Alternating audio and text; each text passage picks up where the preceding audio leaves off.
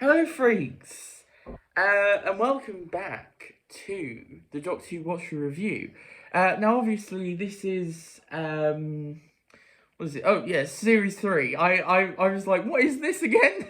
Where was I going with that? It's Series 3. What's happening?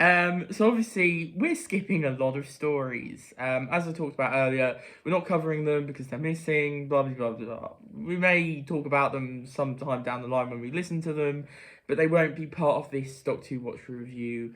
So yeah. So we're moving on to the arc. And as I said before, this is Dodo's Deadly Sneeze, as I'm gonna call it.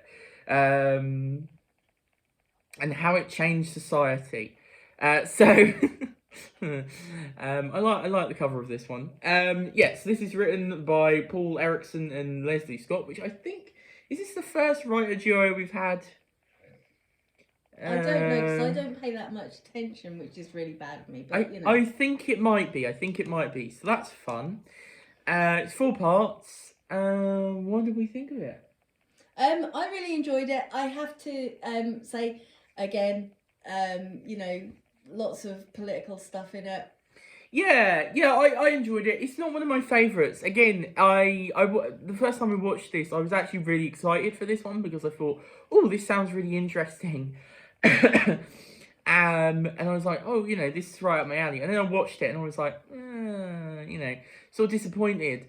And again, it's one of those where I think there's a lot of really good ideas, but like overall, it's just sort of mediocre for me personally. It's fine. It's a good watch, but it doesn't stick in my mind too much. I think the thing with it is as well is that obviously because really it's 2 stories in one, and you've only got so much time in a 2-parter. And especially with something as I feel like this is quite an ambitious story, really.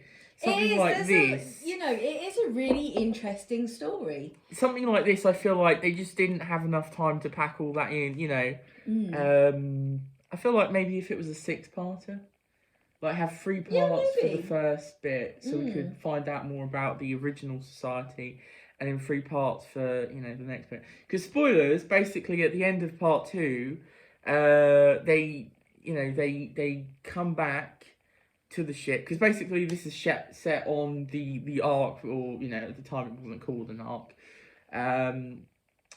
which so basically the Earth is about to be destroyed. They're all traveling to this new planet. Dodo's Deadly Sneeze happens. They sort all that out, and then they go off, and then they accidentally come back, but in like 700 years or something, and the Monoids have taken over, who are these guys with the wonderful haircuts. So yeah, that's kind of how it goes. It's okay. It's a good one. I really like the cliffhanger for episode at the end of episode 2, with it panning up to show the Monoids. I think the Monoid statue, because obviously they were going to build the statue. Sorry. I think the problem is that like nothing is defined enough for me to really make it stick in my memory. Especially like the Monoids. I like the idea that they were like they couldn't speak. And then they like built these machines, and that's kind of what led them to start taking over and communicating with each other and stuff like that. But because it's only 2 episodes before and then 2 episodes after, and they're packing quite a bit with like the disease and stuff like that, you never really. But I say the disease, it's the sneeze, it's the cold. I mean it is but I don't think you really get to know anything really. It feels like very surface level stuff, and I just wanted more of it. Because it is a very good idea, I think. And yeah, the Monoids are a bit silly, to be honest, especially once they start speaking. They're very sort of stereotypical villains, really, aren't they? With the like, oh, we've taken over, and then they have the infighting, and you know, I don't know what that was, but you know. I was going to say, what is that? I can't remember that. Well, the guy keeps moving his arm like this, like that, you know. Not in a Nazi salute. I wasn't trying to do a Nazi salute. I mean, you know, like he keeps moving his arm like that. Okay. But yeah, basically, I mean, I feel like the whole messaging thing of like, oh, the slaves and would have worked better, I think, if it had been a bit more like the monoids had been more slaves than perhaps, like, obviously they were, but I think really sort of putting it as they are literally slaves, they don't get, you know, showing literally how they're not getting the being treated as lesser than the humans, I think would have been a bit. Yeah, because it's kind of subtle, isn't it? I mean, I think the big thing that and I mentioned it when it happened was that when Dodo's deadly sneeze took over and everyone was getting this fever, they were basically monoids dropping all over the place like flies, and the minute a human dropped dead, it was like, oh, now this is really bad. Yeah, exactly. You know, it's kind of. I do think it's there. I just think maybe they needed to ground it a bit more to really show. Because I think, like, when the ending comes and they're like, oh, well, the humans aren't, you know, look how they treated the monoids sort of thing. You know, you've got to work together. You know, no wonder the monoids uprise sort of thing. It's sort of like, well, you know, I see it, but, you know, maybe you could have. You know, I think just the lack of episodes as well, and the fact that you had to fit all of this like court stuff in. You know, I mean, I can totally see like the humans, especially, are very sort of like distrusting. You know, apart from the old guy and two other. You know, most of them are just like we're out for blood. You know. But yeah, it's a fairly good episode. I do like a lot of the ideas in it.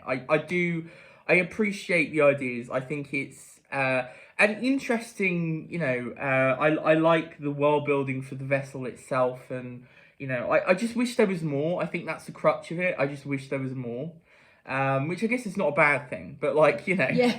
Always leave them wanting more. Yeah, no, I mean, yeah, I'll probably agree with you on quite a bit of that, to be honest, because I didn't, I mean, yeah, sort of like the monoids had the sort of lesser jobs and things like that, but they weren't, you know, when the humans were being enslaved, they were being like kept in the kitchen and not allowed any sort of freedom to yeah, well, the monoids seem to be doing like, it was really like, oh yeah, the monoids, like, they really are like slaves, they blah blah blah, and it's like, obviously I get what they're trying to do, but I think maybe putting more there, you don't necessarily have to shove it in your face, just show like the little things that would stack up to it being, you know, particularly bad for the monoids, and so, you know, oh, humans can look over it because they don't feel bad, but it's like, you know, in actual fact they are, you know. But it's like anything, you know, people treat other people like crap, and then they wonder why you know, people are really angry and start, you know, going out and protesting and stuff. Also, I mean, quite interesting, being in this day and age with the old yeah, like the masks, that they're like the face shields. Yeah, well, obviously you've got, you know, this thing going through, and it's kind of because what is it? Was it Day of the Triffids or something like that, where the aliens came down to Earth, and I'm just going to spoil this now, aren't I? Though that's the only trouble. If you haven't seen it, just. I mean, I haven't, and I want to experience. All right, okay. I won't say anything, but yeah. Anyway, it just reminded me of that. I think it's that. And then if it's not that, it will make no sense what I've just said. It probably is. It probably is. So anyway, but I mean, okay, so we talked about the story. It's fine. It's not particularly memorable. But what did you think of Dodo? Because obviously this is our first experience of Dodo. You know, I believe she was introduced in the episode before this, or the story before this.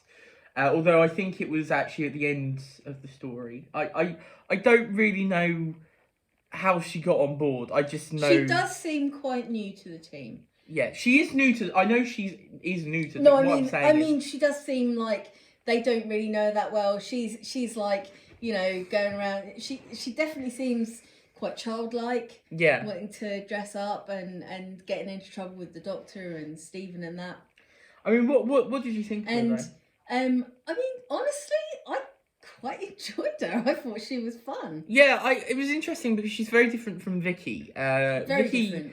again, is very young. I mean, she put me in mind a little bit of early Vicky, actually, when she had Sandy and everything, because she's very sort of childlike. She's very excitable. Yes. And I found her quite sweet. I mean, she's one of the more disliked companions. She's quite endearing to me. She is. I rather enjoyed her. Now, I don't know if that's going to be the same for the next, couple of stories. The next. Well, yeah, I guess couple. I mean, really, the only full story with her after this one is the Gunfighters, which is next. Because the War Machine, she sort of vanishes, and that's her exit. So but yeah, she's not particularly well liked companion. I guess I can see why. I don't think she's that bad though. I enjoyed her in this anyway. I thought she was good. Yeah, I enjoyed her in this. And I don't remember her being that bad in the Gunfighters either. Although that could be, I mean, it wasn't that long ago, but that could be obviously watching it. Well, I mean, I guess watching it out of order, but yeah. I don't know. We'll see. Yeah, no, I enjoyed Dodo in this. Obviously Stephen's good as well. I enjoy Stephen. He didn't have a ton of stuff to do, if I'm honest.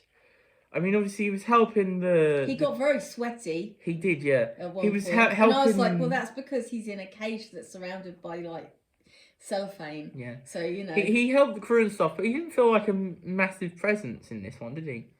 It's interesting as well because you'll notice as we go through that the Doctor is becoming more central to the Doctor is becoming more the centerpiece, whereas before it felt like Ian and Barbara were the sort of centers of the series, and then they were a bit like I'm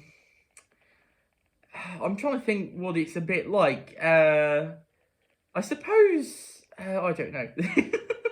I mean, it is interesting because obviously you've got this one character who's remained, and the others have changed. And well, I think it's more like what I was trying to make out of it was that the Doctor is kind of this mysterious figure who is the name of the show, but he wasn't the main character. The main characters were Barbara and Susan, and they were journeying with the Doctor. We were seeing it through their eyes. Whereas now, it seems like the Doctor is becoming the main character more, and he becomes the person we, sort of like, oh yeah, we're journeying with him more, rather than there are some characters who are on this journey like us.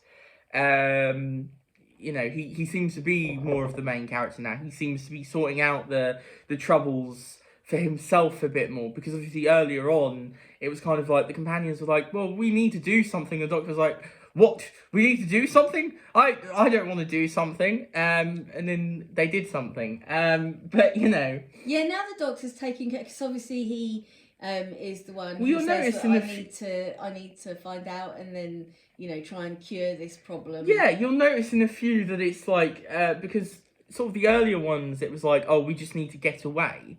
Whereas now it's like we need to sort out this problem. But I think particularly in this one it makes sense because like with any kind of travel, and I mean this is something we're really becoming aware of now with the pandemic, is that there is a responsibility in that. And I mean, in the past we've had, colonization and stuff like that. And well, I mean, famously, obviously, the Native Americans being given blankets with diseases in and stuff like that, so, and dying out. So it's kind of I think it's kind of sort of focusing on that as a thing, because obviously you can't just travel through time and space. It's not just a case of changing something and your life gets snuffed out. It's a case of you have a responsibility to the other people, whether you're going backwards or forwards in time or space, that you're not going to wipe them out as well, or you're not going to do courses. anything that could be a detriment to them or whatever. Yeah, I wish there was more of it in this story, to be honest, because I think that is an interesting thing. It's such an interesting story, and it could have done with being a bit longer. Yeah, I just think it could have been a 6-part, and I just really wanted them to delve more into it. This is why when I came into this story, I was like, oh, this could be one of my favourites, because it just sounds so interesting. And then when I watched it, I was very disappointed because there just wasn't enough of that. Yeah. And some stories have tackled some of the different subjects really, really well, as we've seen. But this one just sort of... I think it fell into the pit of, it's Doctor Who, we have to have a Monster of the Week, we have to have them face some danger, and never really getting to explore it as much. I think this would have made a really good book, actually. Yeah. Honestly, because I think, you could have had...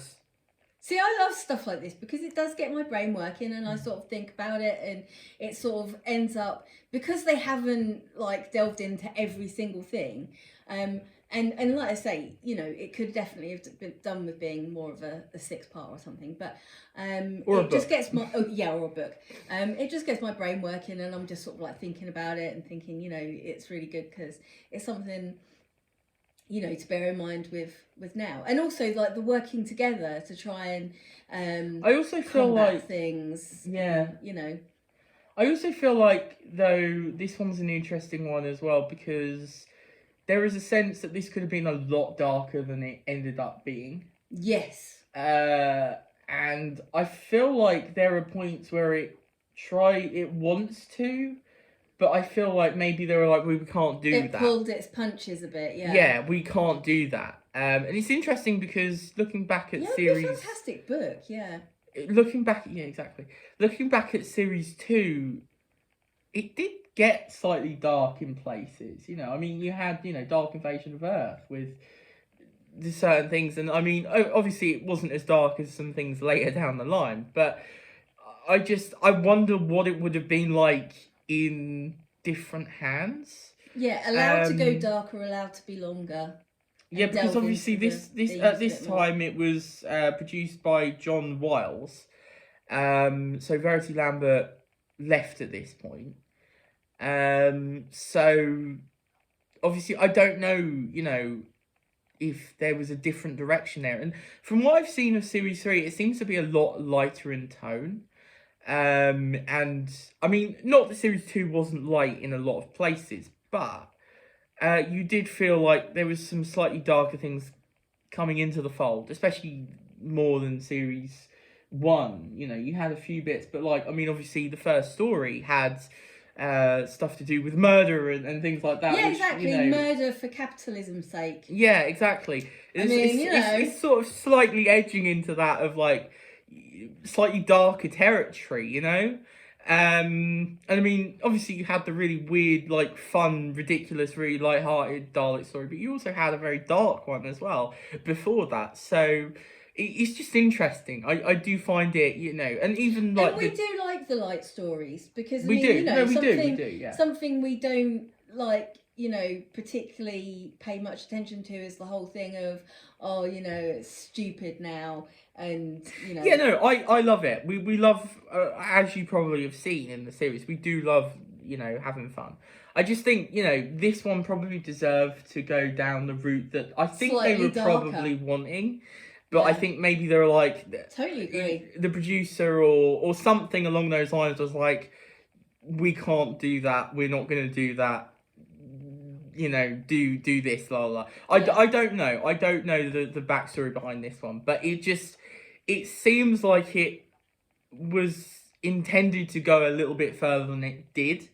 And it's even the 2-parter, The Rescue, that is quite a light one in a lot of ways, but like there's a lot in there. You know, obviously him murdering like everyone practically on that planet is fairly dark. So you know, it's you know, but yeah. I always find it really interesting though, because obviously having these conversations, like I always think it's interesting from that point of view, is that you make me think about things that I possibly wouldn't have thought about before. So I love that. I like being challenged on my ideas of something. It's good, isn't it? Especially like a knee-jerk reaction, and especially because you've seen most of the stories already before, so you know you and also you know far more stuff about Doctor Who than I do, so it's really interesting for me to hear your thoughts on things and really sort of take that in. But yeah, I totally agree with you on this one, I think. All right then, that's that. Obviously, next time we're going to the Wild West. Yeah, we're skipping another story. Yeah. And I'm excited for this one because it means I get to show you Tombstone. Yes. And we'll be covering that on the podcast. Yeah, so we're going on to the Gunfighters next, and that's going to be fun. I love this one. This is really fun. This is light. This is very light-hearted. Yes. But it's a ton of fun. I'm very excited to go on to this one. Yeah, so the Guff. Subscribe and like if you enjoyed, and obviously hit that button. Hit that bell. Yeah, I said button, didn't I? I mean, you can hit a button if you want, but I don't know what it'll do. Also, I forgot to say in the last few of them, but obviously comment what you thought of what you think of the story that we've covered. Do you love it? Do you hate it? Or do you just think it's you know, we'd love to know. Always interesting. And obviously, link in the description for podcast and Twitter. Podcast. Yeah. Yeah. So thank you all for joining us, and we'll see you next time. Bye.